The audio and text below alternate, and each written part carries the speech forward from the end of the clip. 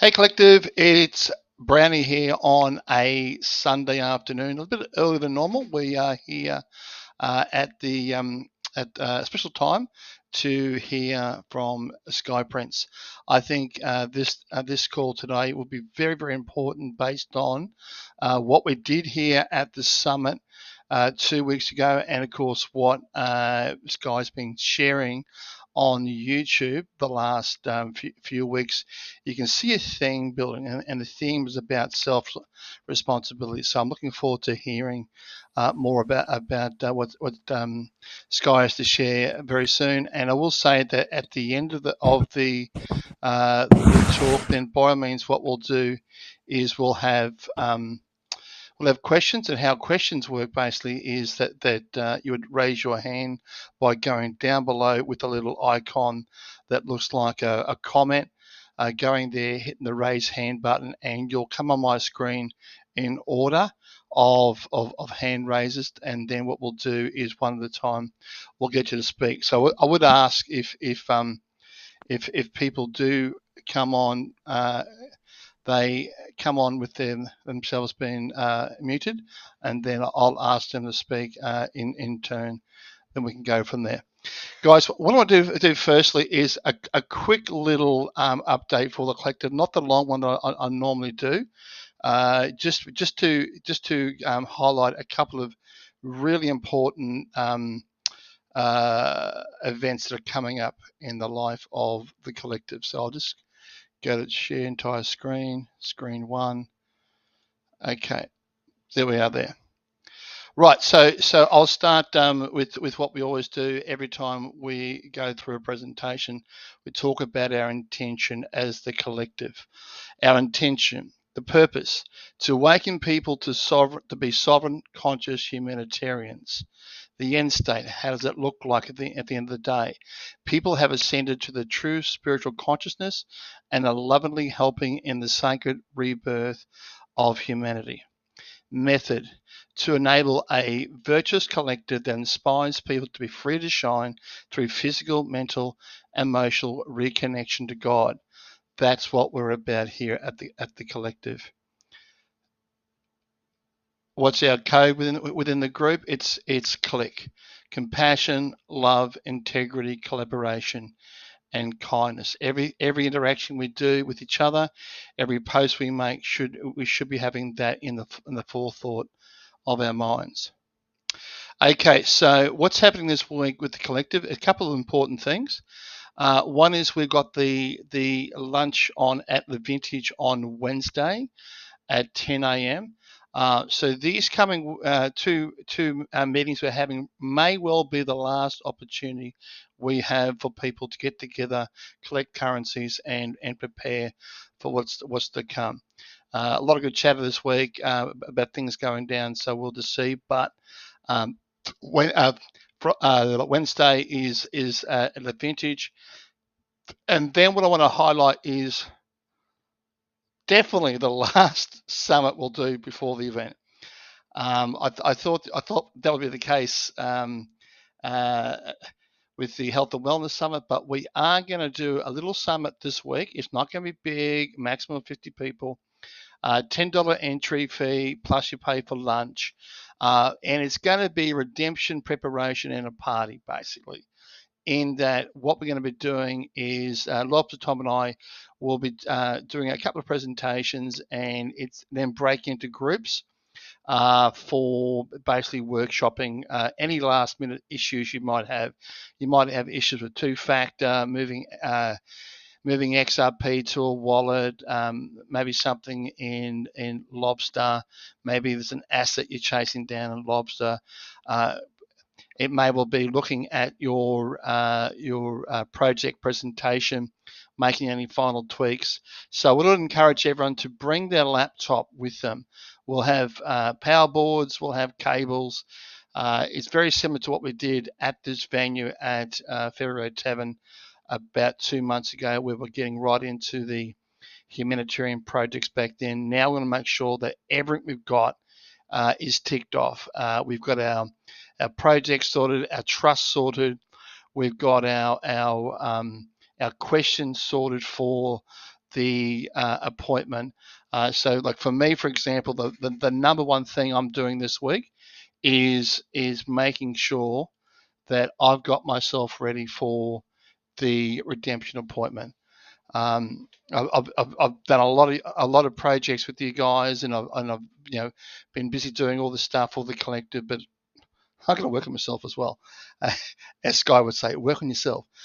So that's my role this week to get everything in place, so that on Saturday, sorry, we have ourselves a really good, sharp, impactful meeting from 11 a.m. through to 5, and then those will stay on for dinner and drinkies. As you know, it normally goes through to until they kick us out.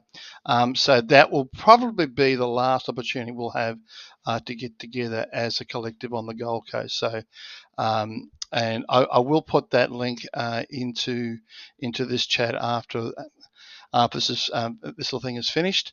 But it's important that I think, as we can attest, we are getting very close to what we believe is going to be the final call for appointments.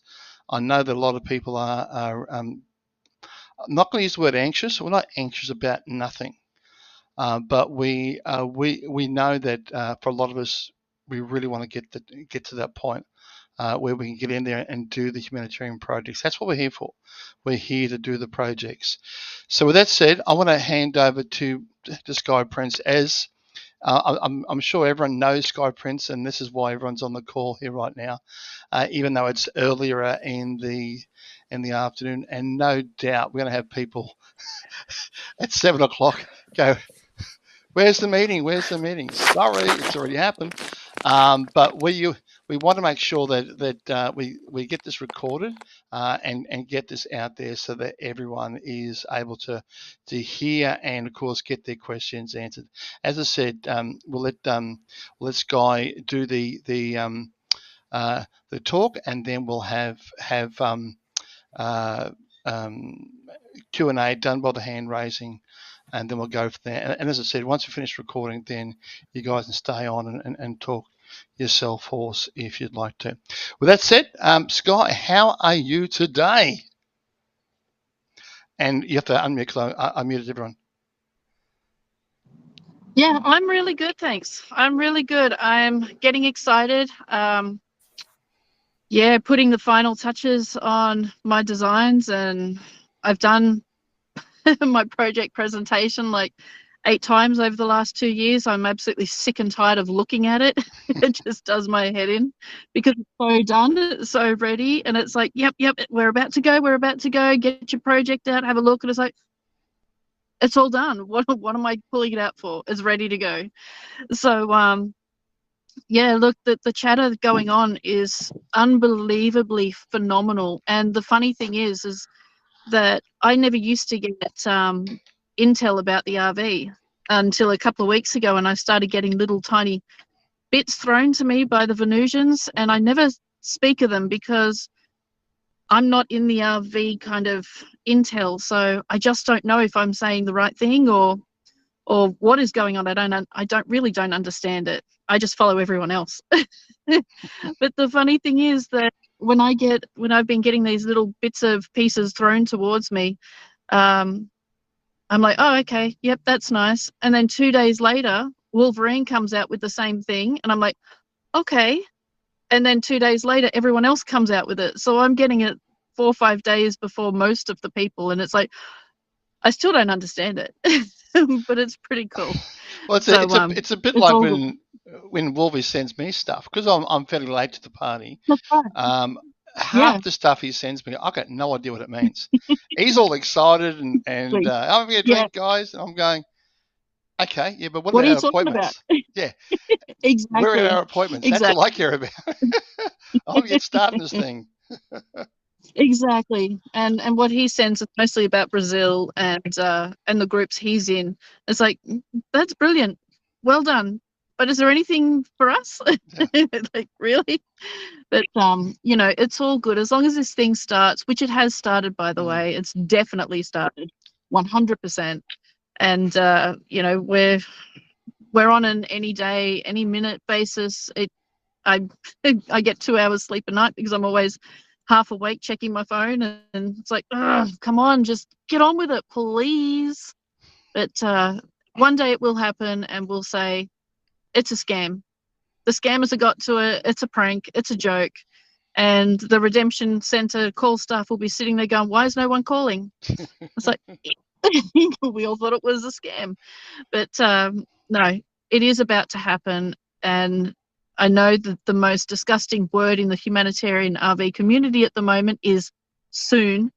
But we are, we're looking good for any minute, any minute. So, yeah, the admirals are being paid. Everyone's being paid. And they all start their payments tomorrow, Monday, which we always talk on American time. So for Australia, it's Monday afternoon, Monday night, moving into Tuesday. So we're always a day ahead of the talk. But look, yeah, once those notifications come out, it is game on. It really is. Indeed, indeed. So I'd love to hear more about two things. The topics that you spoke of at the summit regarding med beds and the real med beds. When I say real med beds, I'm referring to the latest technology that you're aware of versus the stuff that we've known about in the Secret Space program. Yep. And secondly, I love what you've been saying at late about our own work and about making sure that we are personally ready. So could you just speak on those two things? Yeah, sure. So we've got the Secret Space Program medbeds, the old ones. They do they're pretty much designed for the super soldiers and the 20 and back programs, and they're not designed for the public. They're not designed to kill cancer. They're not designed for full body rejuvenation, or to raise your frequencies and all that. They're designed to put people back together after being blasted apart in an alien fight. So, and to age regress people 20 years and send them back and wipe their memories. That's what they're designed for. But the new ones that we are getting, the updated ones, are specifically designed for the public. So they are designed for full body regeneration. They are designed for, to kill cancer, to redesign your body, everything physical that they will repair, they will cure, they will heal. And that's like behavioral issues stemming from a physical brain issue or injury. So like dementia and Alzheimer's and schizophrenia, they all come from brain issues, actual physical issues in the brain. And many people don't understand this. They think it's a mental issue. Well, it's actually caused by a physical issue. And same with autism, it's a vaccine injury. So you can cure autism easily through the medbed simply because it is a physical issue. And I was asked a question today, what if someone was born with no arms and no legs, or a spinal defect or something? The medbeds restore our DNA to perfection, to what it was before all the diseases, mutilations of our DNA, all of that. So before any of these genetically inherited crap existed, the medbeds will restore it to what it was before that. So we're on the verge of going back to what our DNA was 26,000 years ago. Now, we can't do that in one great leap because our consciousness is not prepared for that. 26,000 years ago, before the Anunnaki came in and changed everything, we were communicating with technology consciously.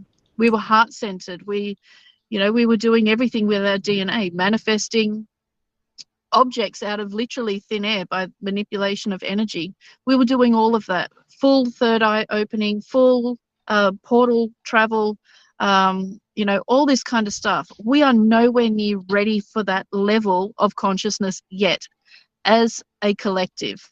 So it has to go in stages. So the medbeds will restore our DNA to before all of our body was tampered with and our consciousness and DNA dumbed down, but it won't take us back to what it was before, when we were fully conscious, because Earth and humanity used to be a very, very high vibrating conscious planet with many advanced civilizations, many, and we are the hybrids of those civilizations. So it will take our DNA back to that, but we won't get the abilities that we had before because we're not conscious for that. And what we have to remember is the medbeds will not give you something that could be detrimental to your health. For example, it's not going to open your third eye for you if you're not ready, if you're not spiritually or consciously ready, because having your third eye open is very, very terrifying for some people. And if you haven't done the work for that to happen, then the medbed will not open your third eye for you. It'll decalcify it, but you will not have access to it. So there's a whole conscious part to the medbed. It's not just healing the physical. There's a conscious part to it that even though using the pineal gland, even though your pineal gland is decalcified in the medbed, if you're not ready for it, then the medbed will suppress your ability to use your pineal gland. And as you grow and develop consciously, that suppression will start to wear off. And it's the same with traumatic memories and post-traumatic stress disorder and all of this kind of thing. The medbed will only suppress those memories. It won't heal them. It won't block them. It'll suppress it. And as you work through it, that suppression will start to fade away. So all these people that are saying, oh, yes, but the medbeds, have been used on the kids, which is absolutely true, and block their memories so they can live a life and all this. No memories are blocked. They are suppressed until you work through them. And the more you work through it, the less suppression. And therefore, by the time you get full access to your memories and your trauma, you're already working through it. So there's no need, to fear that. But when we talk about the new med beds, they are specifically designed for the public. And two, they are specifically designed for humans to use them. Where the space program med beds, humans were using them, but humans were a lot less conscious. Okay, because they're suppressed being in the secret space program. And yes, it is a wonderful life, depending what you're doing. Not so wonderful if you're a soldier, but depending what you're doing, it can be a very wonderful life. I've been in the spiritual and the medical or healing section of the secret space program for 80 plus years that I can remember so far. And it really is, it's a wonderful life. You learn so much, you travel so much, but the med beds, if you are conscious, you can connect with them consciously. You don't have to press any buttons or anything. You don't need the computer. You simply connect with it like, basic telepathy.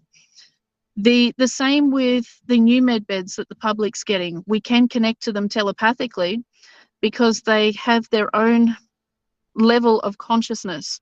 And this is what caused a lot of controversy ages ago when I said you can't worship and work with the med beds, because worshipping lowers your consciousness.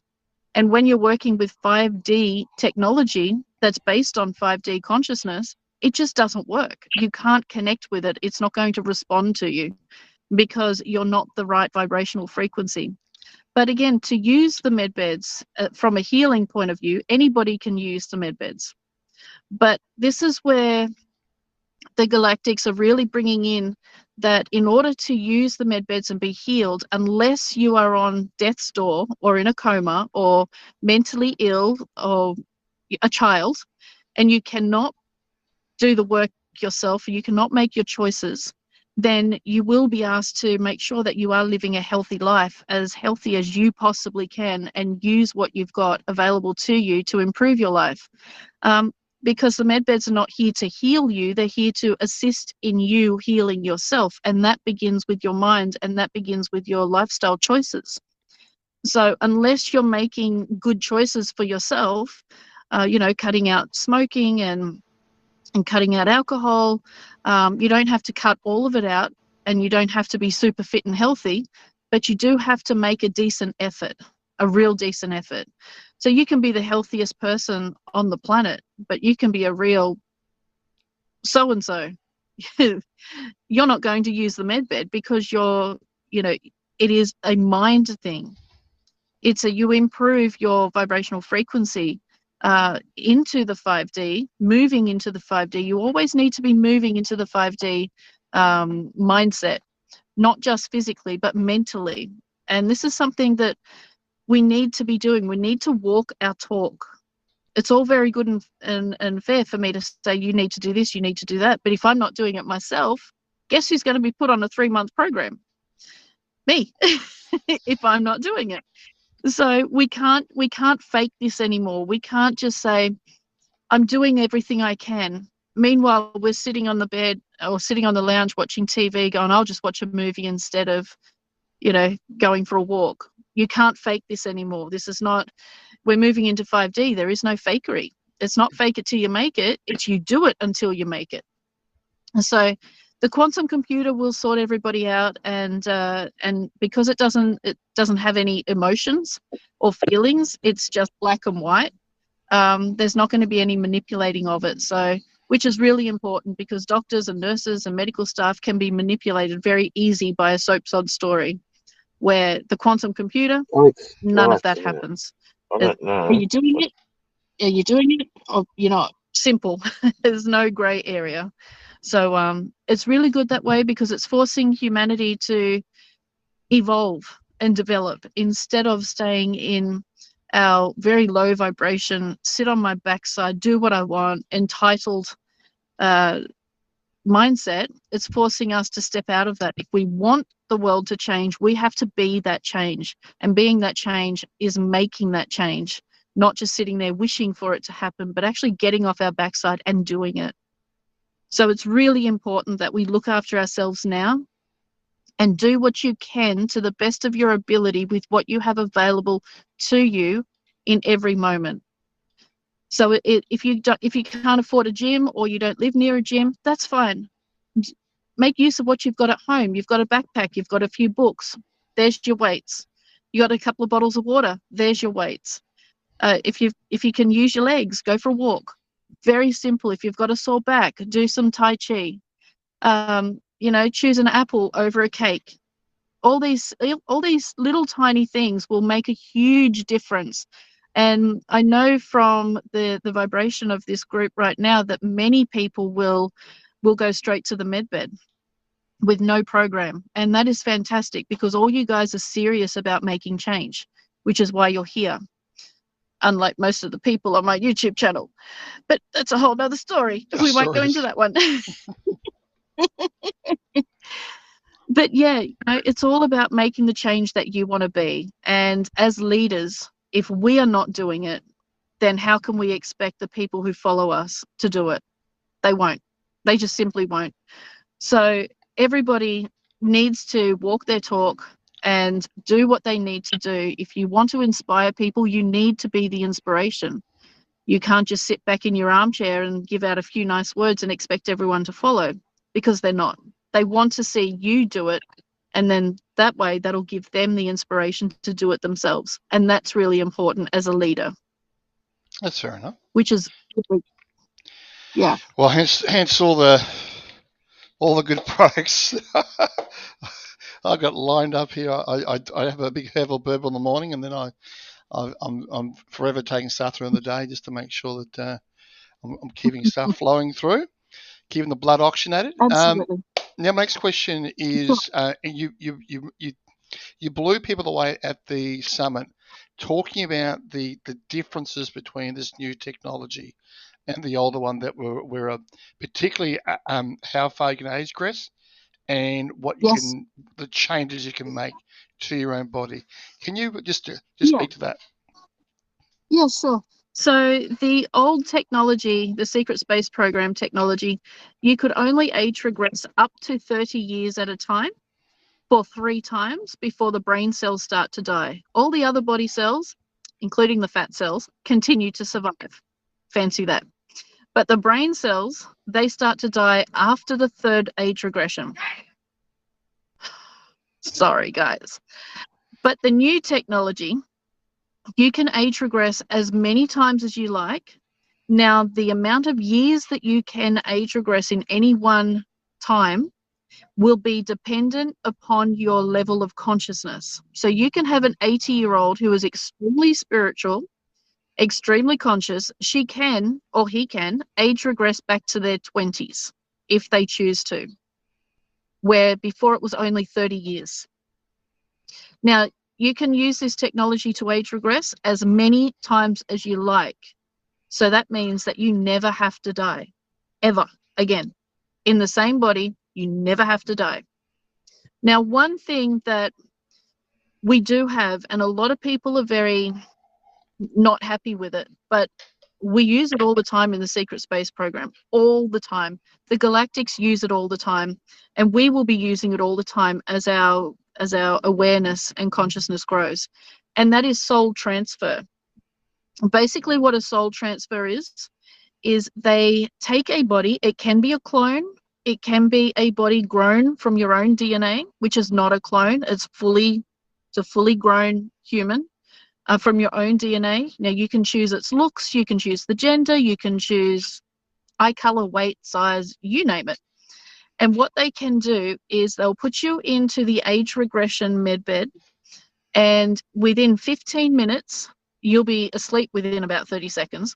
But within about 15 minutes, they will press a few buttons. They'll check all your vitals and everything, and then they'll press a few buttons, and the medbed will collect or extract your consciousness and your spirit into this little black box under your head, where your head is on the medbed.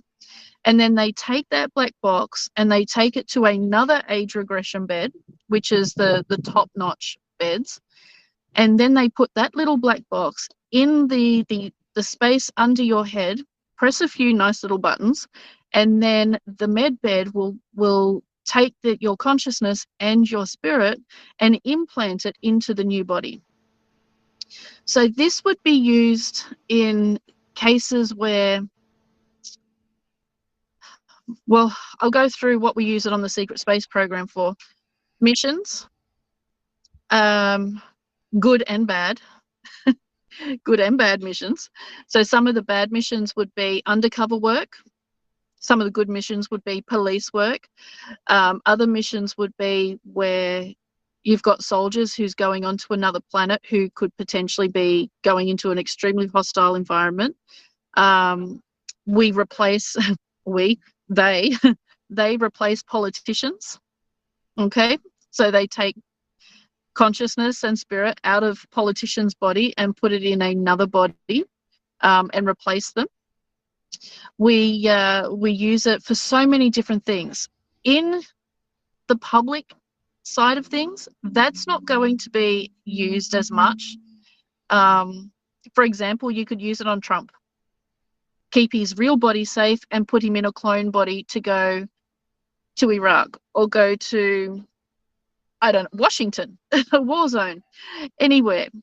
So that would keep his body absolutely, his real body safe, his original body safe, while potentially, being executed or whatever the drama. Is that why there's talk that he's been they've attempted assassination on him as many as 50 times?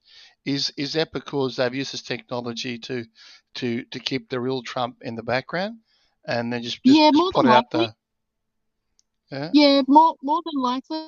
I mean, it is, anything's possible, but yeah, him being attempted assassination is just insane. But he has so much protection, and the whole secret space program is protecting him, as well as the Earth Alliance and all of that. So he's he's very well protected. He's got all the galactics protecting him as well, because he's kind of the face of the White Hats. And he has the power to make the change. He's the one that can sign off on executive orders to make those policies and all. So he absolutely has to be kept safe, and the rest of us become targets. But hey, we're all here, so we must be okay. We must all have protection as well. But yeah, so it could absolutely be used.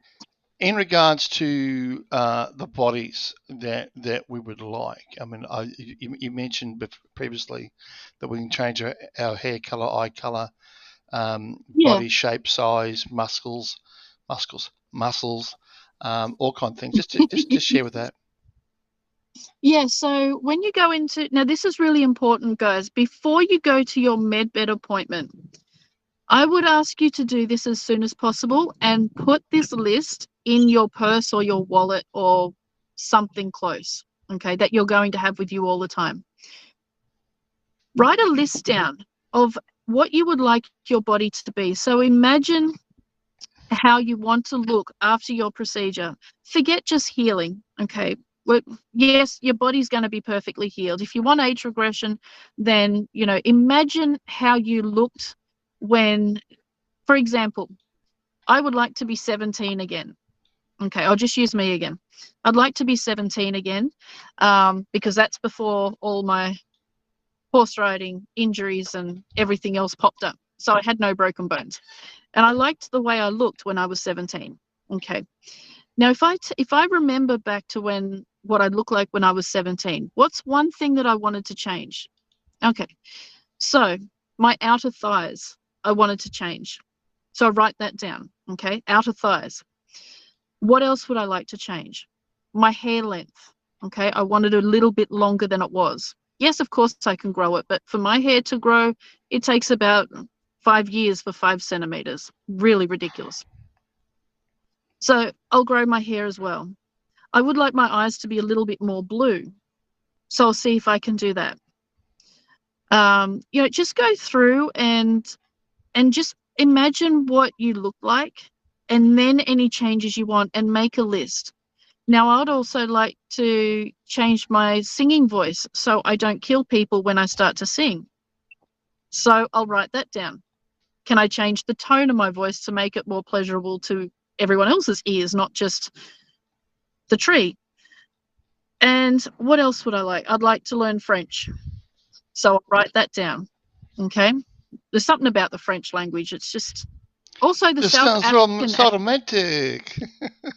I know it is. And the South African accent is just, it's just something about that. So I'll write that down. So anything that you want to change with your body, okay? Do you want, for the women, bigger breasts, or for the men, bigger package, longer package, change the shape, change the size? It's absolutely up to you.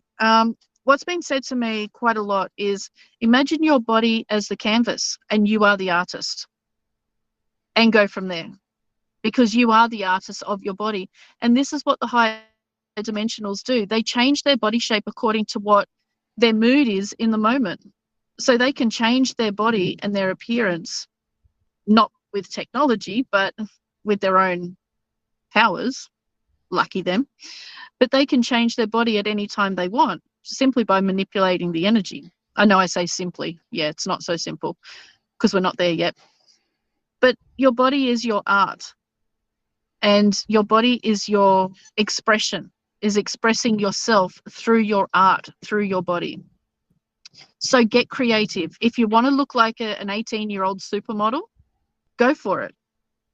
For the guys, if you want to look like someone who's been at the gym since before they were born, go for it. Okay? But make sure you take a list, because when you get into your medbed appointment, your mind is going to be so blown through excitement that you're going to forget. Okay. Now, one thing I would suggest is looking online at pictures of or photos of bodies that you would like, that you could see yourself having. For me, I look at bikini models. Some really nice bodies there. And my brother, he also looked at bikini models. Not bikini models, beach models. Bikini models for men is a little bit, we won't go there. But you know, beach models, male models. Okay, so really have a look and have some fun with it. Have some fun, because your body now with the med beds is your art, is an expression of you, an expression of your personality. Now, if there's something you don't want touched or you don't want changed or anything, just tell them. So if you everybody will have a brand new set of teeth. Okay, brand new set of teeth. They'll be regrown, and that's just part of a general healing.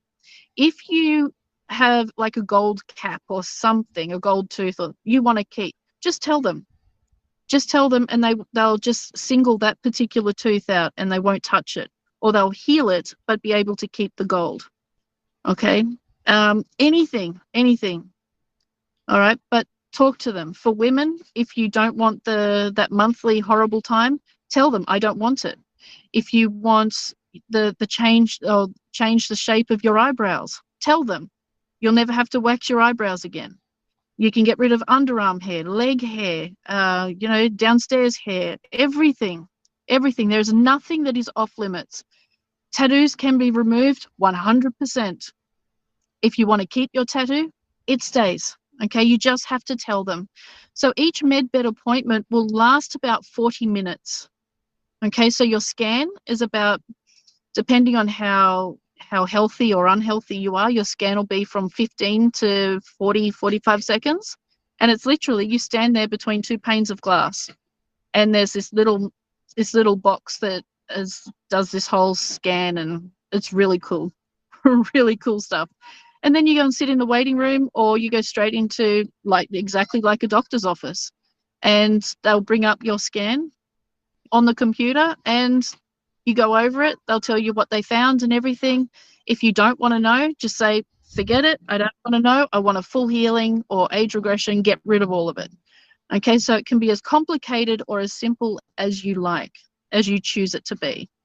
Okay, but one thing, it'll be about 40 to 45 minutes long for the whole procedure, from start to finish, when you enter the office to when you come out. And that's to discuss anything that you want or changes. But about 45 minutes is what they're leaving for each person. And then for humanitarians, I believe what they want to do is have your procedure on the same day as you have your scan. They don't want people coming back, because they know they'll be under NDAs and people want to go on holidays. They don't want people to hang around at home and keep going back and forth. So they want you to have your procedure on the same day as your scan, so that you're done and you can, off you go, hightailing it out there, enjoying your new life. All right. So anything and everything can be healed physically, and you can change anything you like. Now, just an aside, guys, I've placed a document into the collective and also in the Huggers chat, which is called Pre and Post Appointment Action Plan.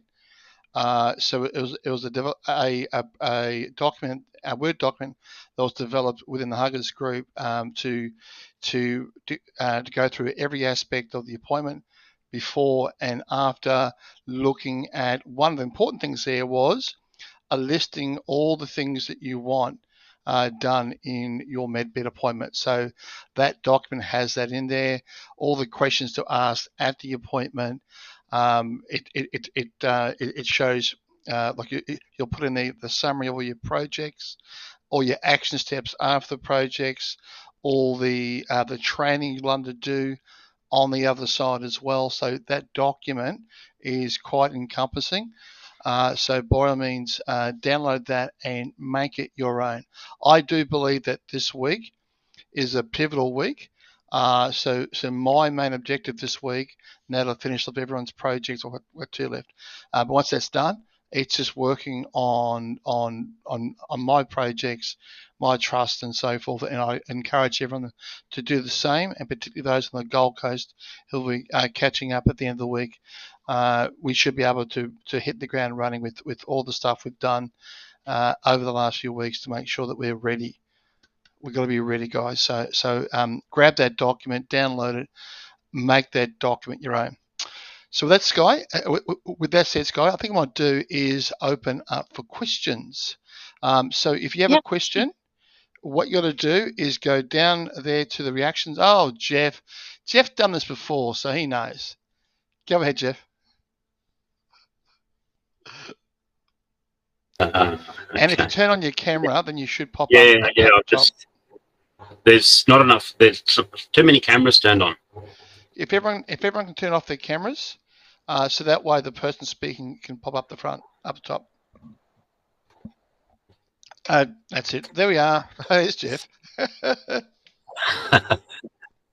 Okay, Skye. So when we jump in the med beds, if we do an age regression and we change our physical appearance, and then we want to go on holidays overseas, we're going to meet a bit of resistance when we front up with our passport. Fair point. No, not at all. Not at all.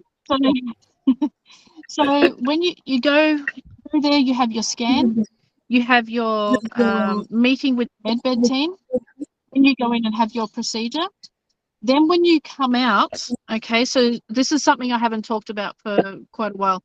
When you come out of your procedure, you'll stay in recovery for about half an hour, especially after you've had age regression. They'll make sure that you have a drink, you have something to eat, and you go to the toilet just to make sure, just like after surgery, make sure everything's working 100% and all before they release you.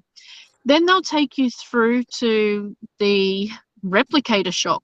Now that's going to be fun.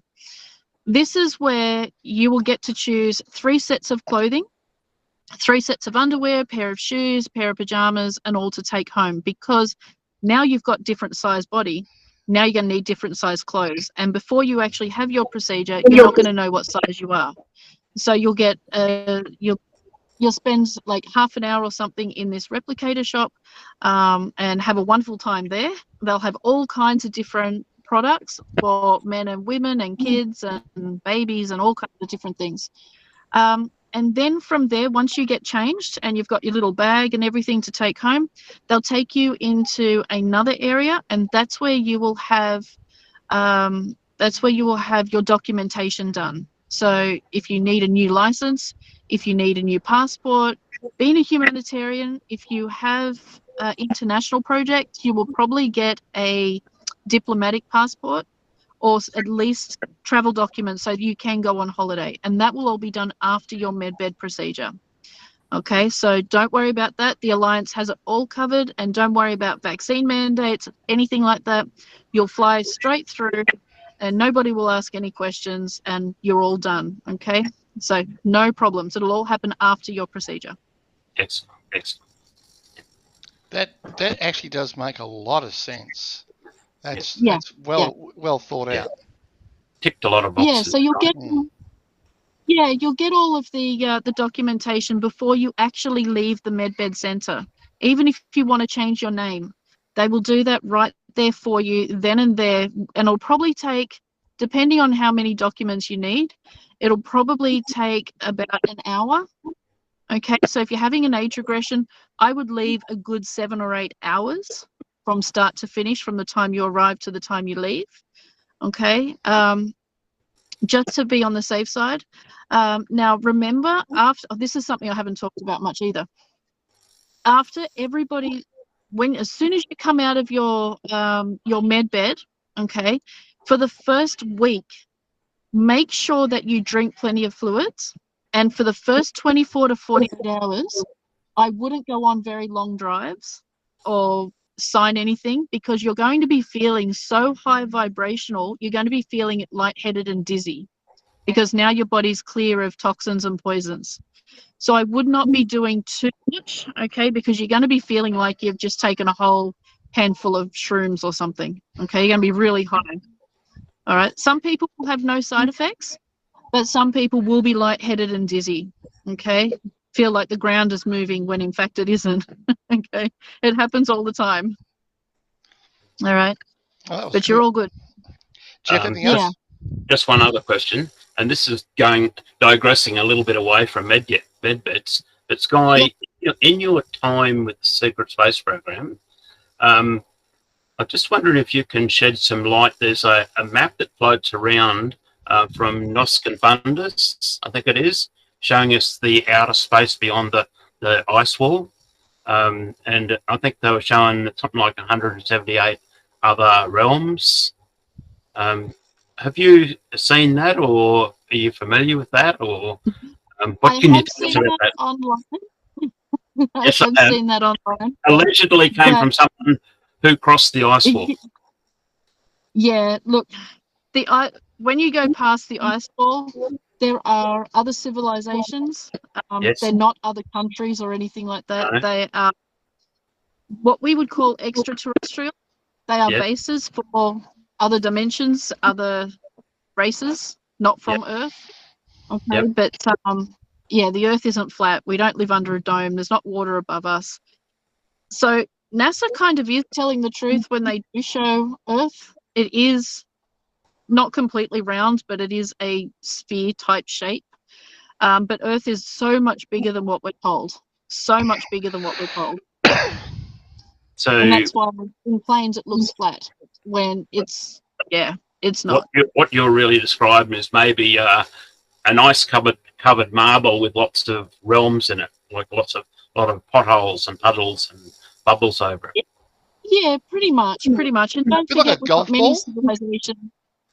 Yeah, similar. Yeah. But don't forget, inside Earth, it's many civilizations as well. So that's a whole other subject. It certainly is. Yeah, right. I've seen some photos recently showing Black Mountain and how wind patterns are disrupted when you see the streams of air passing the mountain. I've seen that just recently, and that sort of like made me stop and think. Yeah, and also remember that Earth is alive. She's just like us. She's fully conscious. There's so many more secrets to Earth than we'll ever know. You know, no one, not even the highest of dimensional races, knows everything there is to know about Earth because she's always changing. She's always evolving, expanding, and growing. That's some other stuff that I was watching a long time ago, and they were showing that where every part of our body is represented somewhere on the Earth. Like in South Africa, you can see the heart and all the arteries and the plants and stuff in that region are good for healing the heart and things like that. And then in South America, there was other parts of the body, and the same thing as the vegetation and the soils and stuff were good for healing it. That other part of the body, I think that was maybe the lungs or something. Yeah. What we have to remember too is we are physical beings on a physical being. And everything that lives on this planet or comes on this planet or any other planet for that matter has some form of representation of that planet. Otherwise, we would not be able to survive here. Oh. If we were not melded with the energetic and the physiology of this planet, we would not be living here. We'd all be dead. Earth would kill us like fleas on a dog. Okay, so we're all connected, all of it. Right. All of them. Okay. Interesting. Pretty exciting. Wow. There's so much to learn. Hey, next up is guest and who was it again? Guest. There you are. Hi, Darren. Hi, Skye. I'm Rose, and thank you for your presence today. I'm very excitedly composing my list, and excuse this question, it might be 3D thinking, but are there ever any occasions that you know of where the age regression and changing the body, etc., when it goes a bit wrong? Are there side effects? Nope. Well, yes, there is a side effect to using med beds, and that's perfect health. And the reason I say it's a side effect is because when you're in perfect health, you do get on a high because you feel so good, and that is addictive. And this is why people also need to raise their consciousness so that they don't get addicted to med beds, because if you have an addictive behavior like plastic surgery, alcohol, drugs, cigarettes, then it's very easy to get addicted to this high that med beds give you. And this is something that they will not allow to happen. They won't allow that to happen. But that is the only side effect. We have to remember that this technology, the Pleiadians have had it for several million years. There are no side effects, negative side effects at all. Nothing goes wrong, nothing. And if we look at the technology we're getting, if we are to look at time, this technology, we would be looking at the dinosaurs. That's how old this technology is to the Pleiadians. Okay, millions of years old. Okay, so they've had plenty of time to perfect it. Plenty of time to perfect it. Okay, nothing will go wrong. The military has reverse engineered it, but again, those in the military, the scientists and all, they're learning directly from the extraterrestrials. They're learning directly from the people who created this technology. At the beginning, the Venusians and Pleiadians, they allowed humans to make mistakes so that they could learn. But now they've learned enough where they're actually learning directly from the creators of this technology themselves. So there is no mistakes. There's no negative effects at all. So go in with 100% confidence that anything that happens in that medbed is purely for you, for your benefit, and you'll come out more perfect than you can ever imagine. I can't wipe the smile off my face. Pretty cool, eh? And then wait till we get to the real technology after the med beds. Now that's pretty cool. That's really cool. On Venus, we have a pool, and I think you've seen it in one of the Thor, could have been Thor movies. I'm not sure. It's one of the superhero movies where they've got a pool of liquid, and you walk in butt naked, and it's about waist deep, and you lay down in it, completely submerge yourself for about 15 seconds. You come up, and you have just age regressed back to 20, 21 years old. Perfect health. And that's after the med beds. That's really cool. I think I'm going to freak my children out. Yeah, we have a lot to learn. The technology is on the other. Jupiter Ascending, that's it. That's the one. Yes, I remember.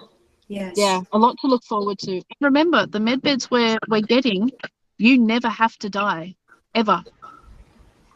Never. That's great. I really like Earth. I really like my family and friends. It's just, I want to stay. Yeah. Sorry, guys, we've got a whole bunch of kids running around at the moment. This is heaven on earth, I think. We live in heaven already, so it's going to go to such an incredible level. Yeah. Once humanitarians have set up their projects, gone through the medbed healing, have learned spiritual counselling and how to use the medbeds, in 5 years, you won't know yourself. You'll look back on this day and say, God, I was young and naive and immature. And that's a good thing, because you would have learned so much. And remember, humanitarians that receive funding, they are straight into the 5D New Earth, which means you can also travel to other planets. Not just Earth, but other planets. You get to do space travel. You get to do portal travel. The maglev, the underground magnetic levitation train, you get to travel on that. All kinds of different things. So there's a lot involved in being a humanitarian. It's not just going and getting money and doing projects. There's a whole lot more involved in it. A whole lot. Skye, I'm not going to sleep tonight. I'm not going to sleep. My head's exploding. Good. Good. In a good way, of course. Yes, of course. Thank you so much for chatting with me, but I know there's a lot of other hands up, so bless you. Thank you, Skye. My pleasure. Good morning, everybody. Oh, look out. I hear a familiar voice. Good morning, sir. How are you? And what a way to come into the call. I'm telling you what, mate, we're firing here, bud. Hi, Skye. Make sure you hear the recording. Right, okay. Next hand up is Denver. Denver, unmute, mate. You should pop up. Turn your camera on. Here we go. Okay.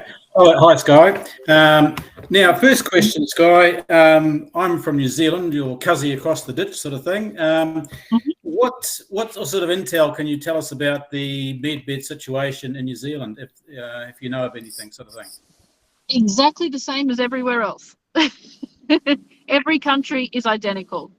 Right. So it just depends on the population and the locations as to how many beds and all you have.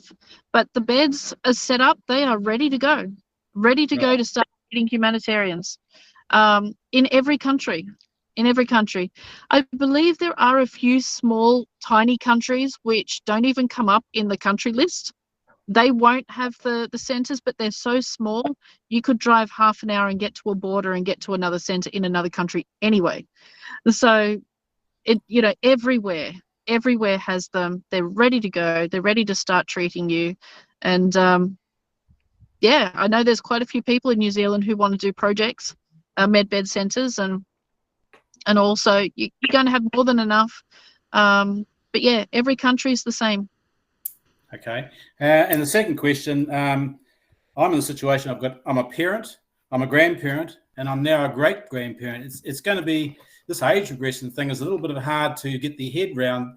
Imagine going back and I guess it's sort of something you learn as you go along, sort of thing. Yeah, so when you have your medbed appointment, they'll discuss this with you. Now, this is something that a lot of people don't like, but if age regression actually would make your social life and your family life worse, meaning if you have, kids that don't agree with it, or you have religious family that will not agree with it because now all of a sudden you're Satan and demonic and all of that, then they won't do it. Okay, they will ask you to come back later in a couple of years or something, when the technology is more known and people know more about it. Now, a simple regeneration, a simple healing, if you're, say, 70 years old, that simple healing will take you back to a very healthy 45, 50-year-old physically healthy body anyway. Right. Okay. But if you want to go back to 20 or something and your family is a bit difficult or still not aware of anything, then they will ask you to wait until your family are up to speed and more accepting. But that's okay because you still get, perfectly healthy half the age, literally. Anyway, so it's all good. Yeah, I think I could just handle that. I think do it in regression stages, sort of thing. You're basically suggesting. Yeah. Okay. Yeah. Okay. Thank you very much. Beautiful. Cheers. I'll just yeah, that's always going to be a head spinner, and I think half the reason why we are we're under an NDA early up is so that we can have that medbed appointment and do what we have to do under the cover of that NDA, so that on the other side, when medbeds become known, we've already made that situation where we've got ourselves regressed. We're starting our projects, and quite frankly, a lot of us don't want to be out in the public. We want to do this under the cover of privacy. So therefore, if we look different, then no one's going to know who I am, which is good. Exactly right. And I'm looking forward to that too. Completely changing. Yeah. So yeah, it'll be a lot of fun. Be a lot of fun, especially if you meet one of your best friends on the street and you forget and you stop and say, "Oh, hey, how you going?" The look of confusion on their face will be priceless. Yes, indeed. Absolutely priceless, because they don't have a clue who you are. No, indeed.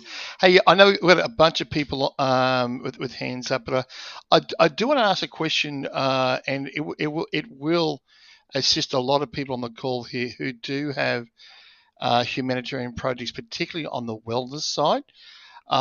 Could you just address the things that someone should have in their humanitarian project, particularly as they're going in here now in the next, hopefully, couple of weeks?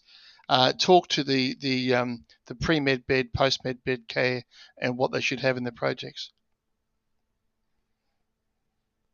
Yeah, so basically, if you're having a medbed centre, Okay, just a medbed centre. We'll separate the two, and then you can combine them. You can take the information and then combine it.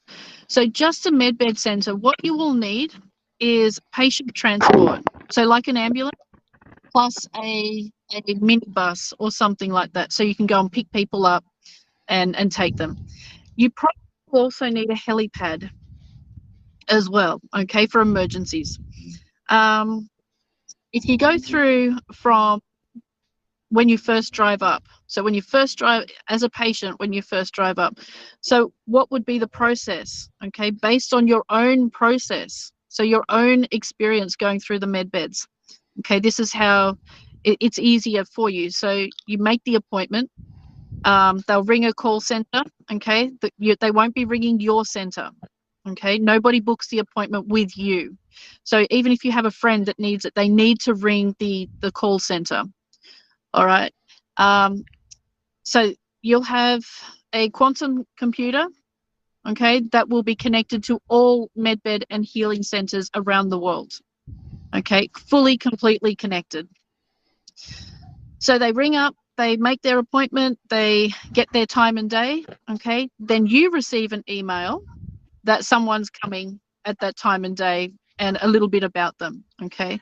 So if you've ever been to hospital or something like that, you will understand this. And then they come to you. So what do you need straight away? Okay, you need your reception straight up. Got to have your reception, and you got to have a waiting area. Then you've got to have a clinical area for people on life support and that come in with emergency injuries and things like that. You know, that has I don't know what's appendicitis or someone who's in labor or something like that. So you need a little bit of an emergency area as well to cater for those people. Then you need the pre-procedure area. Now, if you've had surgery, you know exactly what this looks like. A bunch of beds or a bunch of chairs with curtains around them. For privacy, you need a bathroom. You also need nurses stationed there to take care of people and all of that. Then you have the med bed rooms, and then you need the post-procedure room. So if we say we have, let's say we have 10 med beds, so you would be looking at, for 10 med beds, let me just do the math here, which is really, really hard for my brain. So 10 med beds, you would probably have a pre-procedure room of about 20 beds, because a lot of those procedures will be maybe 45 minutes to an hour long. So you'd have 20 pre-procedure beds for 10 med beds, and post-procedure, you'd probably have around the same. So probably 20 pre and 20 post-procedure beds. You would also need a few overnight rooms, okay, because people may be traveling a long way, or their loved one's procedure is late at night. And then this gives somebody, you know, the person that's escorting them to the procedure, this gives them somewhere where they can have a snooze or something while their loved one is having their procedure and all their stuff done. And then you need another area for all documentation to be done. You need an ambulance bay. If you just look at a hospital, sorry for all the yelling, guys. If you look at a hospital, you can get an idea of what you actually need. And it's exactly the same. It's exactly the same as a hospital. It's only the procedure is different. Okay? The procedure is different. That's it. You're not having surgery where you're being mutilated and butchered and all kind of stuff. But you know, the pre, the post, everything is pretty much the same. And then we need to look at now something that some people. Come on, RV, hurry up. Sorry, guys. Then we need to look at staff uniforms. Now, I would strongly suggest, being a nurse myself, those scrubs that the hospital staff wear are the most comfortable to wear while you're doing clinical work. And what I mean by clinical is looking after patients and actually doing the med bed procedures. Okay, the scrubs are the most comfortable clothes to wear for a clinical person. Many nurses wear like long pants and a blouse or a business shirt, very uncomfortable. Okay, very uncomfortable when you're working a long shift. Scrubs, 100% all the way. The color is your choice. Okay, the color is your choice. Now, something else you will need, forget, you will need a laundry. Okay, you will need food preparation area, even if you do have replicators, which of course you will, but you still need to have a food preparation area because you can be going out and handing food to people that is waiting for their procedure and after. Now, with the med beds, you do not need to fast at all. Okay, you can go and have a massive chicken burger or steak and then 5 seconds later jump in the med bed. Okay, you don't need it. Okay, you just don't need to fast. All right, makes no difference. Okay, so my best thing would be to look at a hospital and look at all the different wards, okay, and how they're set up. But yeah, for 10 med beds, you would have 20 pre and 20 post beds in different areas, okay, not the same area. So people go into the pre area and then they go into the procedure and then they go out a different door into the post procedure area. Okay. And then that post procedure area will lead into the replicator shop, the clothes shop, which will lead into the waiting area to have all their documentation done. So it is a bit like a factory line, but it stops people from, for a privacy point of view, it stops people from knowing what they've had done. You know, if you mix them all together, it's just a privacy thing and it feels more comfortable. Sorry. Yes. Oh God, this place kills me. Yeah.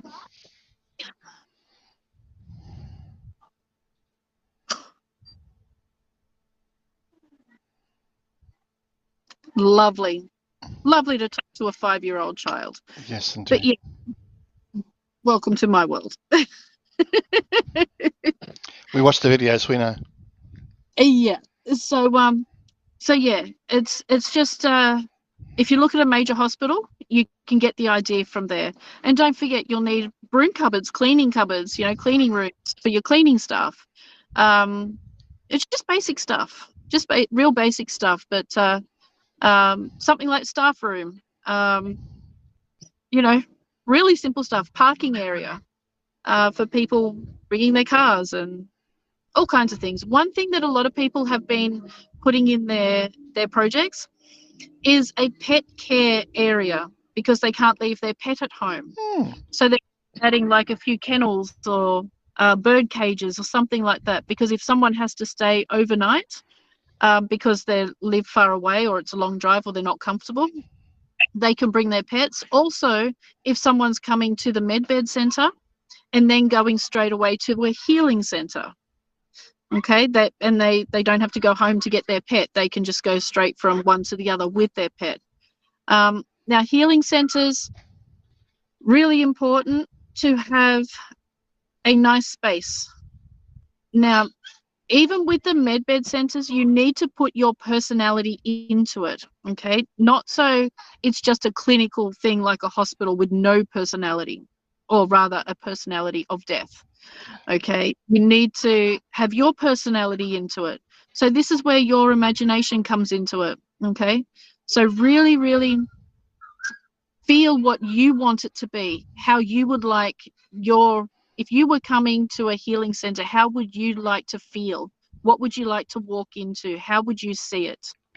Okay, real important stuff. All right, and put you into it, because then it's alive. It's really alive. So many people. I'll just give you a quick rundown of what I'm planning. Okay. I know I keep saying I'm not doing projects. I'm sick of it. Ignore my temper tantrums. Okay. Ignore them. I am doing my projects. Ignore anything that I say. I'm not doing it because it's just me having a bad day, which I have to work on, by the way. So when I drive up into my center, first thing you'll see is white fences, absolute lawns, gardens, 20 acres of garden, a massive 10 acre or 8 acres, something like that, koi lake, not a koi pond, but a koi lake. Okay, with a bridge over the lake into onto an island halfway. You will see massive fountain right at the front of this 6-story castle, medieval style castle, but as soon as you walk in, it'll be absolute luxury, modern day luxury. You will see a double staircase. You'll see a ballroom where we will have meetings and formal events and all kinds of things. You'll have a reception area plus a seating area to be waiting for people to be shown up to their rooms and things like this. You'll have the managers out the back behind reception. In the center, because it's going to be a square type building, you'll have a courtyard full of gardens and fairy lights at night and fountain in the middle and all kinds of weird and wonderful things. Of course, everybody comes out right now, don't they? Okay, then. And then we will have a library. And the library will have a lot of computers for people, quantum computers for people to connect on. We're going to have a cinema. We're going to have 2 therapeutic pools, a 10-meter walking pool, which is about 1.30 meters deep, and then a 20-meter lap pool. So people can all do laps. We'll have a large gym. We'll have a beautician area, hair and nails and stuff like that. And then we're going to have a gift shop. What else are we going to have? Helipad. Plus the horse park for animal therapy.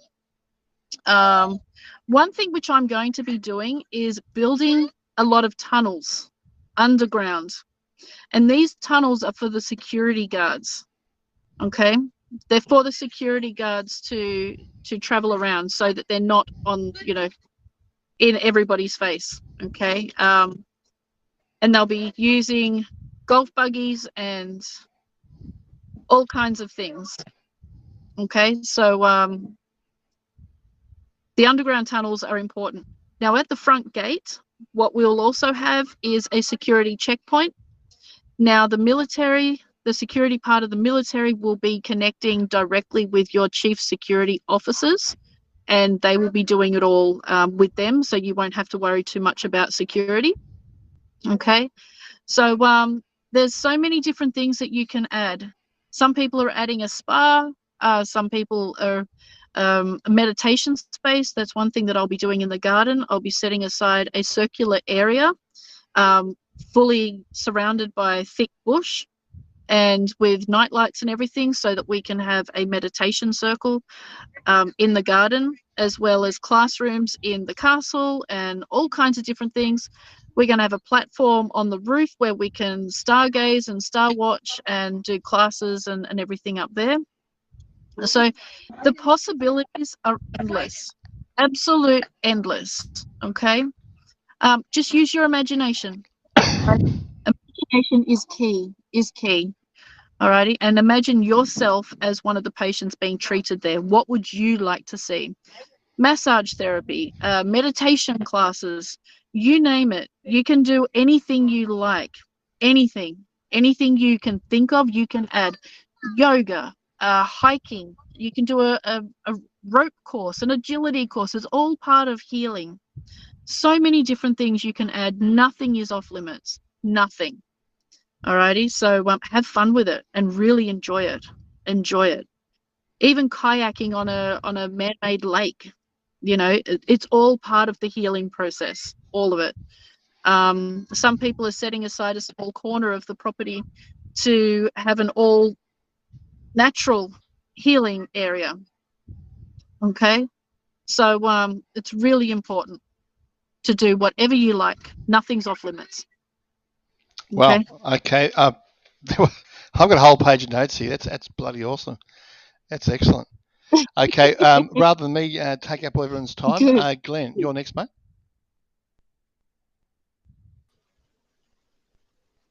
Hey, Skye. Hey, how you going? Can you see me? Not yet, Glenn. No, I can't. How was your week away, mate? You relaxed? Went, Bye. went skiing. Yeah, loved it. Had a great time. I don't know why my camera's not working here, but anyway. Well, everyone here knows your voice, Glenn. So that's the main thing. Okay, that'll do. And Skye, what a pleasure to see you again. Yes, we had a great chat at lunch at the summit, if you remember, and then we had a chat the other day, of course, which was a great session. If you don't mind me saying this, Skye reintroduced me back to my parents the other day when we did our little session. Do you remember that? So it really was quite an astounding session. Henderson, when you come out of the med bed work, and if you do some reconfiguration of the body and the eyes and the hair and stuff like that, is there any counselling that you need to kind of get your head around that stuff? And counselling not just for yourself, but for if I arrive back home and my wife looks at me and goes, "Well, who are you? What are you doing here?" What about that stuff? Yeah, absolutely. So the level of counselling will depend on what you've had done. Okay, so if it's just a change in eye colour or change in hair colour, loss of, for example, if you take someone who's extremely obese, they will not come out of the med bed extremely fit and healthy looking. It'll be done in increments. Okay, be done in stages. But for you, Glenn, from what I remember from meeting you, you could have a bodybuilder type body, not so much bodybuilder, but really, really well shaped, well formed, and change your hair and eye color a bit. You won't have that much counseling because it's not that much of a change. Okay. No, you're right. You know what? You're right. You're right on there. I wasn't planning on doing anything, significant. It was really just to, when you kind of said back to that younger body shape, when you were really fit and competing and more muscular and leaner and lower body fat, all that kind of stuff, more hair, all that. That's kind of what I thought I would do, just a younger version of the real me, exactly. which of course is the real me, right? Great. And so exactly. So what about in terms of that thing you talked about when you walk down the street and you run into a mate and the mate looks at you and goes, "Who are you? What are you doing? What's happened to you?" How do you spin that story? What do you say? You can just say, well, what I'm planning on saying is that I've been involved in a clinical experimental trial run by a new medical technology company. That's it. And then that gives away, doesn't give up your NDA. And people go, "Oh, wow, cool, tell me more." Actually, I can't just yet because, they've asked me not to say too much at the moment. But later on, you'll find out and I'll be able to talk about it in time. Okay, so just tell them that you're involved in clinical trials in a new medical technology, and just say you can't talk about it at the moment, but you will later, no problem. Okay, yeah, less is definitely more, right? So you don't really want to say. I mean, so similar to the RV, and if anybody kind of asks you where you got your money from, it's all their business, right? And that's right. And remember too, if you haven't seen them for a couple of months, you can say that you've gone on a retreat and you've really had a major body transformation. That's what I'm trying to do right now unsuccessfully. Yeah, but you know what? That's a really good point, because every time you say that, in your own chat room where you talk about not only just rising your vibration, but getting into good habits, right? That's right. Exactly. with the exercise, with the eating, with the sleeping, with all those things that constitute, being in an optimal state of health. I kind of look at it this way. I don't want to be trotting into a med bed all the time. Trying to fix things that I've had bad habits. That bad habits have created. I want to create the good habits and go, well, I got this gift now. And now what I'm going to do is really do a great job of maintaining it and making sure I keep it. Yeah. And a lot of people are going to be so happy with how they feel. They want to stay that way because now they have life in them. Now they feel good about themselves and they want to keep it that way. So a lot of people will be becoming gym junkies. a lot, and health junkies after their procedure, because they can't believe how good they feel. They want to move their body. They want to get out there and go hiking and do the most ridiculous marathons and lift the most crazy amount of weights and all that stuff, simply because they feel so good. And it's a good thing. It's a good thing. But just remember, anybody who does want to become a gym junkie, don't push yourself too hard, okay? Because, and one thing I want to say too is that when you've got a medbed centre or a medbed within your healing centre, as in an education type environment, you have access to that medbed 24 hours a day, literally. And something which I'm going to be doing with my staff, and this is really cheeky, but, you know, I like to push people's buttons as much as possible. I'm going to be a couple of times a week going in the medbed and completely changing my appearance, completely, and not telling anyone, and seeing if the staff can actually pick up who I am by reading my vibration, because that's moving into empathy, not telepathy, but empathy, meaning feeling someone's presence, identifying a person through their vibration frequency. So it is just a form of education and me having fun, and potentially some people would say bullying, but challenging staff. And if you're challenging your staff and challenging people around you, that's only a good thing, isn't it? So have fun with it. Have fun with it. And it doesn't matter how many times you use it. You can use a medbed 10 times a day. No problem. Change everything about you. So have fun. Challenge your staff, okay? And get your other staff members to do the same. And don't tell anyone. So, yeah, enjoy it, all right? Don't take the med beds and the healing centers so seriously that you forget to have fun, okay? Fun, enjoyment, lighten everything up, okay? Because I think that point that you make there is really useful for going into the RV as well, right? Have fun with be prepared, but have fun with it. Yeah. Yeah, be professional, but enjoy it. If you walk in there like, they're going to go, oh, God, no personality. Here we go.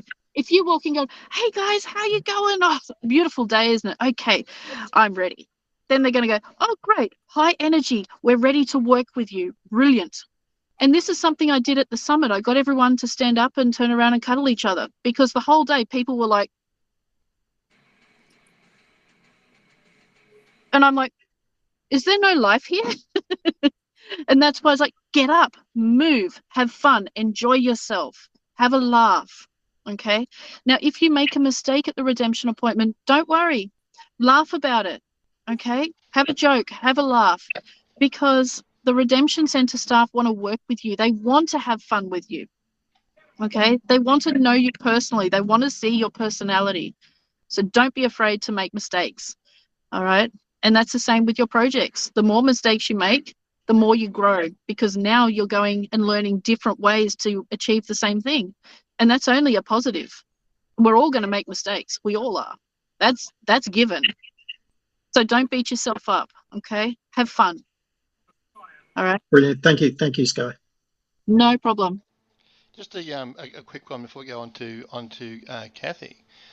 In regards to couples with these medbed appointments, I'm assuming that we can both go together back to back or like simultaneously, because it might be a bit of a shock when one comes home and you're still to go.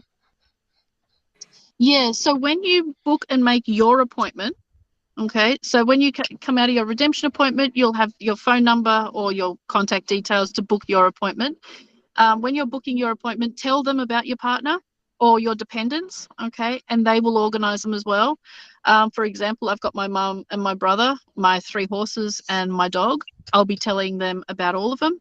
And what has been explained to me, because we're next to or very close to Holsworthy military base, that we will be able to, all of us, on the exact same day, go at the same time, because the animal healing chambers are right next door to the medbed chambers, or the medbeds. So 3 horses, 1 dog, and 3 humans will all be having their procedures all on the same day. So it's the same with everybody. Okay, so just tell them when you book your own appointment, and they will organize it. All right. Wow, that's pretty awesome. Pretty awesome. Okay. Yeah. Sorry, they want to do that because they know that the humanitarians are under NDAs for their funds. So they know that people will be going on holidays and taking their family. They don't want the family to be split up, coming back and forth, each person having their procedure. They want to do the whole lot, send them on their way so they can go on a holiday and start their project without having to keep on coming back, potentially breaking their NDA.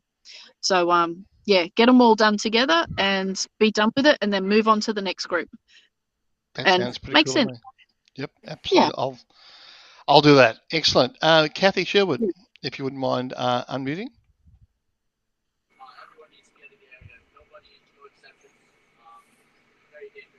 Hi. Can you hear me? Can you put your camera on, Dale? There we are. There it is. Yes, Kathy. Yay. Big screen, more screen. Well, most of my questions, I started off with one, then I had a whole bunch, and a lot of them have been answered. So I'm just trying to, I just need to get clear on that family thing. Mm-hmm. I feel as though, so we're a small family. So there's just my 2 kids and their partners and a little girl.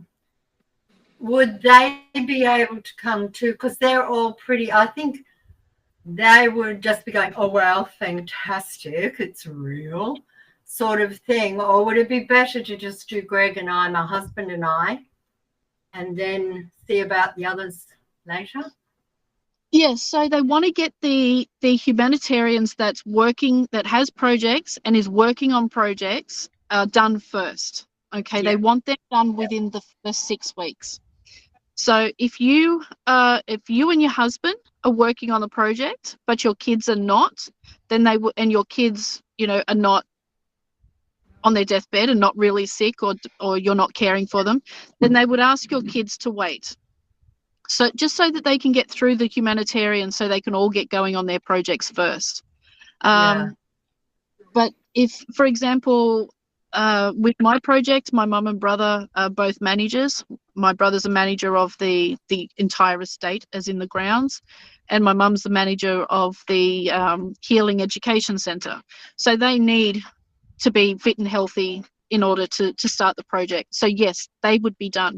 But if you've got an adult kid or a family member that is not in need of a healing that drastically, then that's not working on a project, then they would ask them to wait until later, after all the humanitarians are through and done. Yeah, sure. So I'm planning on nailing my daughter, my son-in-law, and my husband, and so I should do that before we go, and just see if they commit. Okay, I'll do that because I've been putting it off because they've been doing a lot of growth change and all that, but it's time. Thank you. Gratitude to everyone. Look, people need to know, if you're going to hire people and all of that, they really need to know what's going on before the redemption appointments, because after the redemption appointment, when you're hiring people, you will not be, especially family and friends, you will not be able to discuss your funding or where you got it from. So talking to them beforehand actually gets rid of a lot of those after questions. And save a lot of time and energy in trying to come up with a story. Absolutely. Right. Thank you, darling. Thank you so much. And everybody, I'm so excited. Thanks, Kathy. Alison, please unmute and ask a question. Oh, mute. Where's the lovely Alison? Alison, where are you? There you are. I can't hear you guys. You are unmuted, but I just can't hear.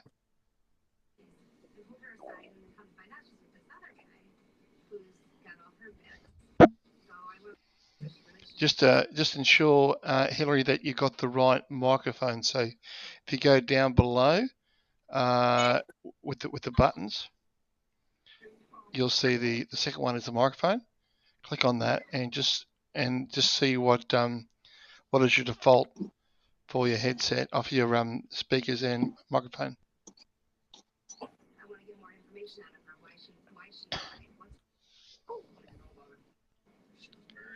Yeah, can't hear, unfortunately.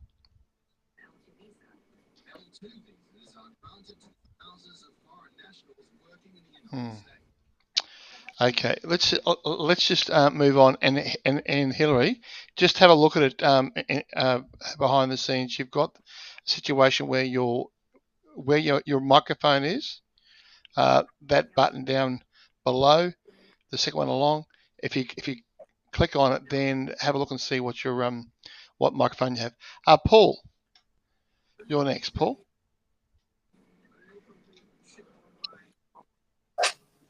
Yeah, g'day. Paul Mac. Hey, bud. How you going? Bloody awesome. Okay, just a couple of questions. I need a new kidney. I need my ankle rebuilt, my shoulder rebuilt, and probably a whole lot of other stuff. How long would that take? Okay, that's quite complex. Okay, so because you've got multiple things that need to be regrown, not just healed, but regrown, like the bones and the kidney regrown from scratch, a general healing would probably be 45 minutes to an hour. Regrowing organs, limbs, bones, depending on the severity, just taking the kidney would probably be an extra 15-20 minutes. So if you have multiple issues like that, I would estimate your time about 2 hours 45 minutes. I did hear 2 hours 43 minutes if they want to be specific, but approximately 2 hours 45 minutes. That's a general healing with everything healed. Yeah. Yeah. It's only the kidney that needs regrowing. I've got a torn rotator cuff. I've got a ligament ripped off my bone in my ankle. So, yeah, it'd only be the kidney. Yeah, but all would be regrown, not just healed, because of the amount of damage. Oh, right. Okay. Okay. Yeah. So if you've just got a fracture, for example, just a simple straight through fracture of, say, the radius bone, then that takes 5 minutes because they just repair that fracture. But if it's extensive damage, then they regrow the whole thing, just to make it perfect so you don't have any side effects or anything like that. Right. Great. That's awesome. Oh, what about if you want to grow 3 inches? Height. Yeah, oh, right. Yeah, okay. That can be done, but something like that would be dependent on your level of consciousness. Right. So, and frequency. So are you ready to be 3 inches taller? Because 3 inches doesn't sound a lot, but it actually is. Yeah. So, I'm already 6 foot, but if I want to, say, become a peace officer or something like that, after I've done all my humanitarian stuff. More intimidating? You want to be more intimidating? Then yeah, I don't see why not. As long as you're ready for it, and the more change you want, the higher the frequency you need. Okay. Yeah, so, I understand that. Yeah. Yeah. Just one more thing. Sure. I've seen videos of those, it's like a walk-in thing, and it's supposed to be in the future, a few years, by 2030 or something like that. Is that is that real? Is that fair income, or that's your daily thing? Just give me 1 second.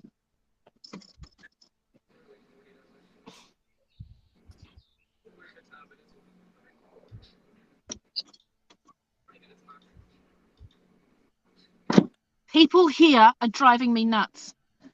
Oh my God. They have no consideration.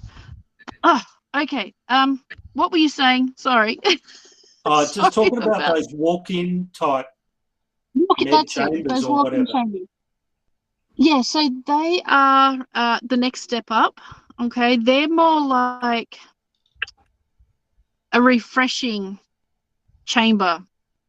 So you walk in and it just gets rid of all the toxins, poisons, everything like that, and that is a basic healing.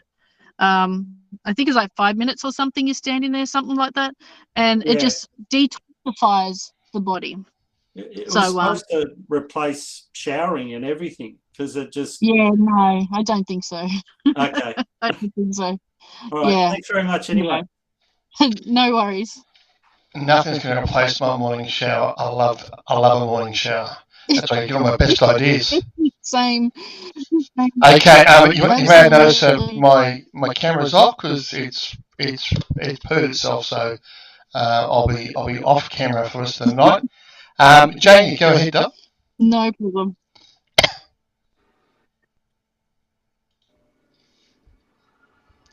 Janie, right? Hillary, are you back now with audio? Okay, mate. Maybe get out and go back in again. That's probably your best opportunity. And when you go back in, make sure that you've got well, there's rid of left, so that's good. Okay, fine. Okay, so Janie, go ahead.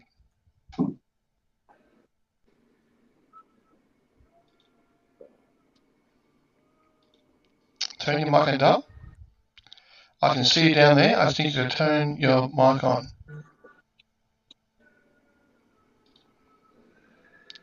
I wish I could for you, but I can't. There you are. Go ahead, Doug. I got it right, these. You're right. You're there. Okay. Yeah, okay, you can hear. Yeah. Hi, Skye. I just wanted to ask you about. I know the animal med beds. Are they going to be like, because I know all the people have to get their healings first and everything, but like, you know, my project's more about the animals, and are we going to have to wait a few years to get the med beds for the animals, or? Nope, they will be released the exact same time as the med beds, exact same time. So straight away, literally straight away. So the animal healing chambers in your project the moment you are ready for them, and away you go. So that's going to take a while because I'm not ready. No, it doesn't matter. Just remember that we're not building our centers with human 3D building. Okay, they've got 3D printing. They've got replicators. Okay, for the real big projects, the Galactics will be helping us build as well. So pretty simple stuff. Okay, so for example, the estate I want to build, a 6-story castle, a horse park with 2 indoor arenas, multiple outdoor arenas, yards, gallop tracks, paddocks, you name it. All of that, all the landscaping, gardening, everything done in 8 to 9 months. Okay. Done. From the time they start to the time they finish. All done. So when you take the horses through and it, like when we get our med bed thing, will we be able to have the ability to communicate telepathically with the animals, so we know exactly what their what their illnesses are, or what's bothering them, how we can help them? Will we be able to telepathically communicate with them? Only if you're ready. Okay, only if you're ready. You won't be given that ability just through the med beds. You have to be ready for that. Okay, so is there a training? Yep, that's part of the spiritual counselor training. Okay, that's all part of that. So with the animals, if you have, we'll just use a horse. Okay, it can be a dog, a cat, a bird, a kangaroo, a snake, whatever, as long as it's not living in water, because there'll be other technologies for marine life. But if you've got, let's say a horse is in, they'll come in, then they'll go into the animal healing chamber. Okay, there's no scan for the animal healing chamber, no separate scan. They'll go straight into the animal healing chamber, which is the big one. The largest one is the size of a regular stable, so 3.6 by 3.6 meters. And the horse will stand there, Okay, the walls will close in a little bit on the horse so that the horse doesn't turn around and move. And what will happen is the technology will scan the horse. Okay, so you don't have to communicate with it. Just like you're going to have your scan, the chamber will scan the horse. And instead of bringing the horse out and talking to the owner, be right there with you, and they'll tell you, the medbed person will tell the owner exactly what's wrong, and then you just go and fix it right there. You don't have to bring the animal out. It's all done in the one procedure. But you can have the owner sitting right next to you during the actual scan process and the procedure if you want. Oh, lovely. So I was just wanting to ask you, are you still having a boot camp? Yes. Oh, great. Well, I am, but if the RV doesn't hurry up, I'm about to lose my boot camp chief security officer man. He's given a few weeks to live because of sepsis. Oh, gosh. So, yeah. And he's the one that knows all the military guys and was putting the whole team together. So, and I don't know who they are. I got no idea because I left that up to him. So I might be starting from scratch. But I do believe that the Alliance will mostly take over the boot camp, the running of it, and it will be potentially actual serving members of the military that actually does it. So I'm not sure about that. It's just my gut feeling that I'll set it up and then the military will actually take over and run it. So I don't know. That's okay. I don't know. No, just because it was a while back when, you know, and I think, after a med bed thing, then I might feel like I can run and jump into it. Oh, look, we're going to have so much fun. So much fun. We got paintball in team. You know, one of the things, one of the challenges is we divide you up into teams. So we got 20, 25 people and we divide everyone up into groups of 5. And we set up a maze like a war zone, but it's a bit more of a maze. And we've got paintball and a casualty in the middle. And the first team to get the casualty without being shot and then get to the safe zone wins. And we've got so much stuff, so much planned. And we've got an escape and evasion, interrogation. We've got so many fantastic fun things planned. It just, I want to do it myself. It's so much fun. It's just going to be, adventure. So it sounds like good team building. Yeah, exactly. And everything's designed to team build, organization skills, leadership, time management, communication. Everything's communication, memory, developing memory, and of course facing your fears and doing things that you never ever thought that you would ever attempt in your life. So it's going to be so, I can't wait. I can't wait. Sounds like fun. Yeah. Well, I just wish you all the luck with your project, and I can't wait to get started on mine. Oh, thank you. You too. Thank you. Yeah, for sure. Bring it on this week. This week sounds good. I like it. Okay, with that said, I do see Alison and Hillary seem to have some sound now, so let's see if we can bring forth Alison and Hillary. Hi, can you hear me? I certainly can. Yay! Beautiful, thank you. Skye, thank you for your presentation. It's so joyous. Now I hope with all the words that have gone, we did your presentation, and now I can remember what I wanted to ask you. How do I get out? How do I get out? I don't know. Someone else. Go ahead. Get shortcut thing.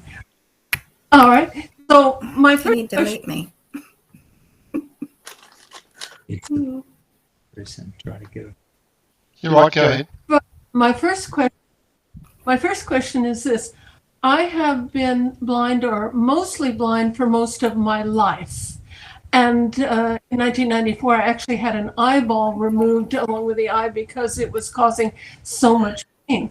I'm pretty confident that that can be replaced. What I need to know is, will there be a part of the medbed that will help you remember or learn how to see? That's my first question. Interesting. Yeah, interesting.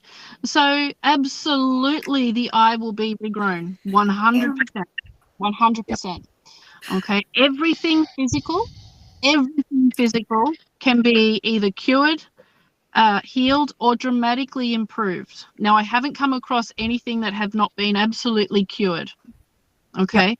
But they do say dramatically improved because there are some really, really technical cases that will be required multiple sessions and a long time in therapy and all that.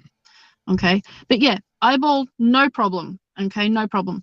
Now, your brain will be able to see it, to see everything. So you will be able to see. Okay. But what you will need to do also is have a little bit of post-treatment therapy to connect your sight with your brain to make sure that you are seeing what you're seeing and you're interpreting it correctly. And that comes with a little bit of therapy. Yeah. Okay. Because you have been blind for so long, yeah, or not able to see out of that eye for so long. And sorry, I do have to laugh. I've got this thing with eyes. And being a nurse, you would think I wouldn't, but when it comes to eyes, they creep me out big time.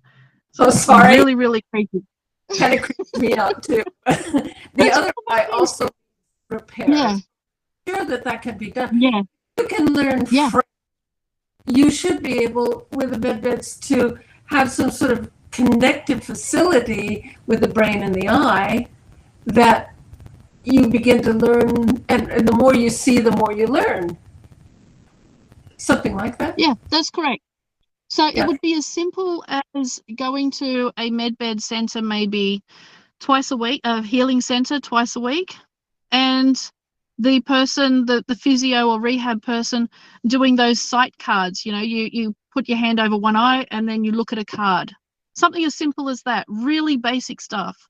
But you would be required to go to the center just to make sure that your progress, you know, you are progressing perfectly, just so they can keep an eye on you. But the one thing with the med beds, that the new health system is everything is tailored to each person and they want you perfect. So they will follow up with care. Okay. They will follow up on your care until you are perfect. All righty. Until everything's perfect, your mind, body, and soul. It isn't that I'm not aware of visual things, because I did have some sight when I was in my 20s and so forth for a little while. Yeah. It wasn't perfect sight, but I recognized buildings and streets and people and so forth. Mm-hmm. It just, I never had the detail. So yeah, sure. I'm pretty. And I remember when I first was given Coke bottle glasses, I was able to read a short story, but it took me 3 months to do it. One short story. I never read anything after that because it was too exhausting. But then with going through my graduate school degrees, I pushed the envelope so much I lost what vision I did have. So that's my first. My second question is, my husband needs to work on his brain, and I need to work on my eyes and parts of my organ and so forth with the med beds. If we're interested in having children and we age regress, I would need to have my organs regrown. Right? Yep. Yes, correct. That is possible, right? Absolutely it is. 100%. Now, with that, and this is something to keep in mind for the women, okay, the women who's gone through menopause and all of that have no longer working uterus or missing uterus and all of the women parts, you can have them regrown and the monthly cycle stopped until you are ready to try for a child. And then you can go back in the med bed and have your monthly cycle started, okay, so that you can get pregnant. Yeah. And then after you've had your baby, you can have it stopped again, okay? Now, it's the same with men. You can have your bits and pieces grown and expanded and all kinds of different things, but also have the little swimmers stopped, Okay, so you can't get your wife or girlfriend pregnant. Okay, and then when you're ready for a baby, you can switch it on again and so forth. So you can turn body parts off and on if you want or if you need. Okay. And I had a so yes. And the third question had to do with body type. I think I heard you say minutes ago that if you are overweight, they have to do it in segments. But if you already know your body shape and what it should be, what it feels like, can they do it in one session? Yeah, absolutely. So if you're extremely obese, okay, let's say you're 200 kilos, all right, then you'll only go down to 175, okay? Then you'll be asked to do a program, fitness program, diet program, and then when you've made, you know, whatever that length of time is for that program and you've met that, then they will go down another 25 kilos while your program is continuing. So it will come down in increments. So you're not going to go from 200 kilos down to 70. So they're not going to do that, okay? Because they want you to make the effort to get there yourself by them helping you do that, to achieve that. Yeah. Okay. But if you're like me and 500 kilos and you want to be 60, then yes, that's absolutely possible. I'm just joking. I think I'm like 92 or something. Yes, you know, because you're not that big, you're not extremely overweight. Yes, you can have it done in the one session, no problem. It's just the extremely obese people and that they want to go in increments. And then my last question is that we're going to be traveling, we're humanitarians, we want to go around the world, but eventually, and it may not be too far in the future, we may want to travel off world. Yeah, if you're ready for it, yes. And that is part of being in the 5D New Earth is space travel, is going to other planets, other civilizations, other universes, other realms, other rocks, comets, whatever, any gas giant, anything. Exactly, exactly. Well, that's just part of being in 5D New Earth. Yeah. Star Trek: The Next Generation and so forth. So yeah, really prepared for movement. Yeah, and Stargate SG-1, whatever it's called, you know, portals like that. You portal onto another planet, all those kinds of things, no problem. Okay, that's just part of being a humanitarian in a 5D world. That's just normal. Okay, so but it won't happen until you are prepared. That's right. Okay, spiritually, mentally, and physically, because you'll be going to other planets that have a very different atmosphere to Earth. So you also have to be prepared physically, okay? And that will require additional medbed sessions specifically to do all their, whatever it is they do, to get your body to accept other environments. Yep, and other gravities, et cetera, et cetera. Exactly, correct. Hillary, did you have something you wanted to ask? You were talking a minute ago. Yeah, the only thing I've got worried is that Ellison wants to be the driver. Like, oh, yeah. Should just download a driving course. Thank you for that. Actually, the funny thing with spaceships is they are consciously controlled. Easy. Yep. Okay. Easy. Your consciousness controls them. You must have control of your mind before you get behind the wheel of a spaceship. Otherwise, you'll be zigzagging, doing loops, and totally out of control, making everyone completely and totally sick. You'll have a spaceship full of sick people. Okay. Tell you, so, yeah. I am a channel, and my teacher took me up to his ship, and I got to see a lot of things there that were in his private space. And I looked at the computer and I started to go forward. He said, no, you're not ready for yeah. Exactly. Yeah. And I have seen it, and I am very much ready to do that. But I'm also very interested in doing the humanitarian work here on Earth that so much needs to be done. Yeah. Look, my family's pretty much adopted a young grey. He's a tall grey, and he's got the mentality of an 8 or 9 year old. And he's a biologist and a scientist. Mind you, the mentality of an 8 or 9 year old, but the knowledge of someone who is thousands of years old. Like, it's really weird talking to him. He's got all this knowledge, and yet he talks in a childlike voice, and he loves toys and all this, and here he is with all this knowledge. Is like, that doesn't even work, but that's him. And he drove, he was driving, I guess we use the term driving, the biology bus where they take people and do procedures and everything like that. And they've got their own atmosphere inside the ships, so nobody could feel what was going on.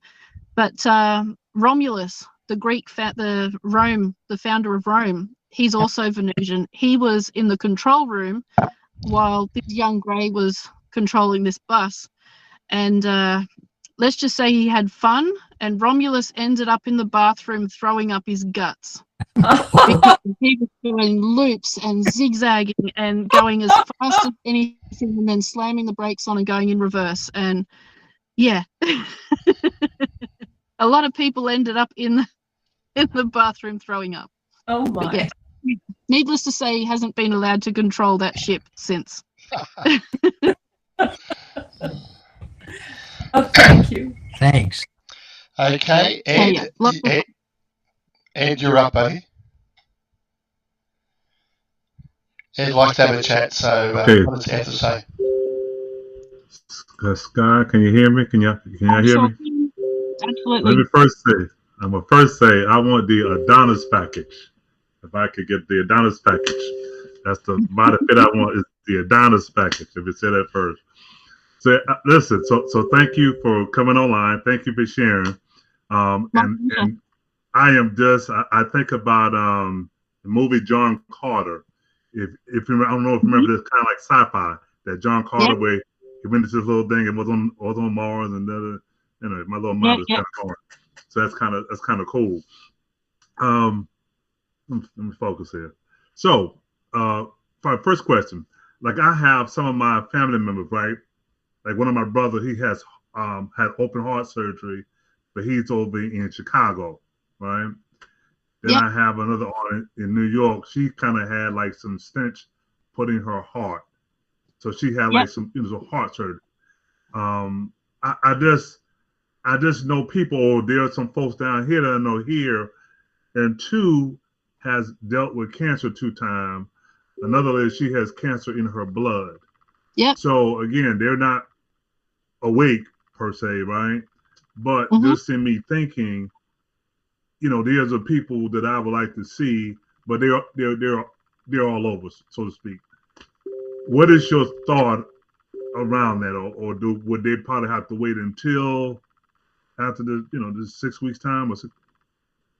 Yeah, look, this is totally up to them, and we have to respect their choice. If they're not aware of what's going on, then you need to explain it to them. If they're not listening or they're not interested, then they have to be free to be able to choose the treatment and the life that they want. But my suspicion is that after our loved ones and all that don't believe, that are not aware, after they see how good we look and how our lives have changed, they will want to get on board. They really will want to get on board, and they'll want to get on board as fast as possible. Okay, so we're going to be the disclosure for the ones who are unaware of what we're doing, unaware of what there is. But until that time, they have to be allowed to continue with the treatments and all that they choose, even if we don't agree with it, or if we know that there is something better that could cure them within a couple of hours. This is their journey, their life, and their choice. But your experience will be what brings them over to the med beds. Okay, so it's totally up to them. And unfortunately, many people are not going to want it because it seems too good to be true. There must be a catch, and we know there isn't. But humans are a creature of habit, and they like to keep their beliefs that if it's too good to be true, then obviously there's something wrong and it's not true. So yeah, we have to be really accepting and patient with them. Okay, because my thing is just about them even being able to wrap a head, because even some of the stuff even with the politics, people don't even just go over their head. They can't even understand the election. So much less we talking about John Carter, much less, but just for us the medbed, for us the health. And I know at some point everybody will be on, but they may have to, you know, listen to what you're saying, may have to wait if they can't even grasp this, so they may have to wait. But then next, and two, and same thing for someone who's in a different country too, right? Same. Okay. Well, yeah, again, look, if you've got a parent or a family member that's in a different country that needs help, needs medical help straight away, and you know, you obviously don't look after them, they're not your dependents, but they do need help, just mention them at your medbed when you're booking your medbed appointment, and they will be able to, you know, advise you on that. They may even be able to send it across to that country, the medbed team in that country, and then they can send someone out or contact them or something. There's many different ways around it. But if you do have someone needs help in another country or another state or something, then mention that when you book your own medbed appointment. Okay. Okay, perfect. And then lastly, like you know, like in the movie Matrix, right? To say, hey, I need how to fly this plane. I need a jump program. What do you think are possible like languages or courses that, you know, because to me, one of the things I would want to download would be speak different languages. 1, 2, certain courses around like project management or maybe accounting that would help me in doing the humanitarian project and being able to look and track. Yeah, basically any language that you need for your projects, you will receive. Any extra knowledge, like my mum hasn't got a clue about managing a center, but she wants to. So automatically that information will be downloaded into her brain. My brother wants to do the gardening, but wouldn't know a weed from a plant. That information will be downloaded. Okay, and that's automatic. Okay, they will discuss your projects with you and what you actually need. You don't need to be a higher frequency for that, because actually you need it in order to do your job. Okay, it's not a want. But if you want to learn, if you want to play a musical instrument or change your voice so you can sing, then that's a want, that's not a need. Then you do need to be a higher frequency for that. Okay, so don't worry, just discuss with the medbed team and they'll sort you out. No problem. Oh, they will create a monster. Pandora box will open. All good. Thank you. Love it. Yes, look out, world, once Ed's off that medbed. Oh my God. Yes, indeed. Hey, I will say that we are at the end of 2 hours. So what I'm going to do now is just end the recording, so it's not too long. And I thank everyone who's watching this call. We'll continue beyond recording until everyone's is ready. So here we are. Stop recording.